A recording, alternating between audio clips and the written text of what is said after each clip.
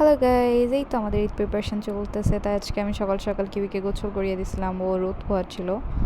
এই যে আমার আম্মু হচ্ছে আজকে রান্না করতেছিল অনেক কিছু।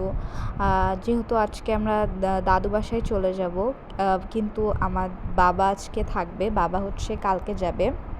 এই কারণে আম্মু বাবার জন্য অনেক কিছু রান্না করে যাচ্ছিলো। আজকে রান্না করেছিল হচ্ছে গরুর মাংস, ঢেঁড়স ভাজি আর হচ্ছে মাছের ঝোল রান্না করছিল।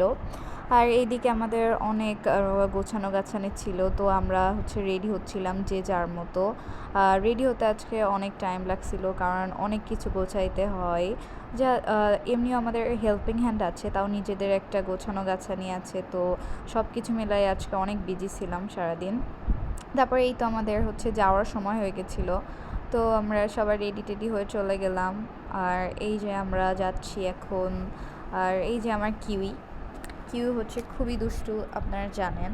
সো ও খুবই দুষ্টুমি করতেছিল গাড়ির মধ্যে, শুধু বারবার উঠতে যাচ্ছিল। আমি ওকে ধরে রাখছিলাম, ও মানে বারবার শুধু দুষ্টুমি করতেছে, ও বসবে না এখানে। তারপরে এই যে ইনশাআল্লাহ আমরা আমাদের নেক্সট ভিডিওতে আপনার সাথে আমাদের গ্রামের বাড়ির অনেক কিছু শেয়ার করব। আজ এই পর্যন্তই, আবার দেখা হবে, বাই।